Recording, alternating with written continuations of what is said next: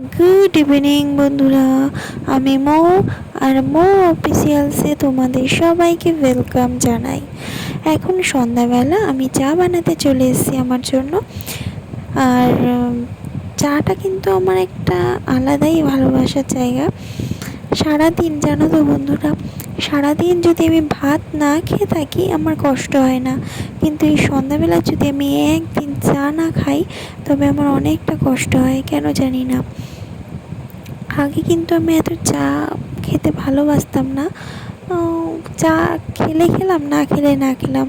কিন্তু রিসেন্ট প্রায় 2-3 মাস হলো এই সন্ধ্যাবেলার টাইমটায় আমার চা খেতেই হবে।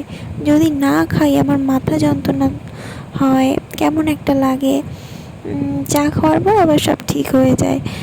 আর মাঝে মাঝে কিছুদিন আমি ভাবছিলাম যে এত নেশা হয়ে গেছে আমার চায়ের, আমি আর খাবো না, এই ভেবে চাকে ছেড়ে চা না খেয়ে থাকার চেষ্টা করছিলাম, কিন্তু পারিনি। সেই কেমন একটা লাগছে, মানে ভাত খাচ্ছি, সব খাচ্ছি, তবুও মনে হচ্ছে কিছু একটা খাইনি, এরকম একটা ব্যাপার হয়ে গেছিলো আমার। তারপর আবার চা খাওয়া ধরলাম।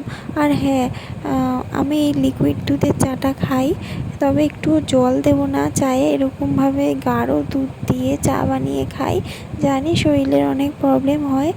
আর লিকার চাটা আবার খেতে পারি না আমি, খেলে দুধ চাটাই খেতে হবেই, এরকম। আর আর তোমরা কে কে ভালোবাসো চা খেতে? আর আমি কিন্তু এভাবে চাটা বানাই। প্রথমে দুধটাকে ফুটিয়ে নিই, তারপর চিনি দিই, চিনিটা 2 মিনিট একটু ফুটাই দুধের সাথে, তারপর আবার চা পাতা দিই, বেশি করে একটু চা পাতা দিই, একটু কড়াভাবে চাটা বানিয়ে খাই। তো বন্ধুরা, আমার কিন্তু চা বানানো কমপ্লিট হয়ে গেছে। এবার দেখো, এই যে মগটা দেখতে পাচ্ছ না, এই মগের হাফ কাপ চা আমার লাগবেই।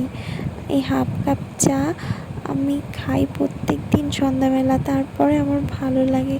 যতক্ষণ না খেতে পারি সন্ধ্যা হয়ে গেলে আমার একদম ভালো লাগে না।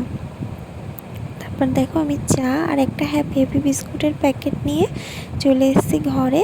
এখন এটাকে ভিজিয়ে বিস্কুটটা খাবো আর চাটা খাবো। তো বন্ধুরা, আমার মতন তোমরা কে কে চা খেতে ভালোবাসো কমেন্টে জানিও। হ্যাঁ, আজকের মতন টাটা, সবাই ভালো থেকো, সুস্থ থেকো, আর আমার মতন একটু বেশি বেশি করে চা খেও। বাই, অন্যদিন দেখা হচ্ছে নতুন একটা ভিডিওর সাথে। আমার পাশে থেকো। টাটা।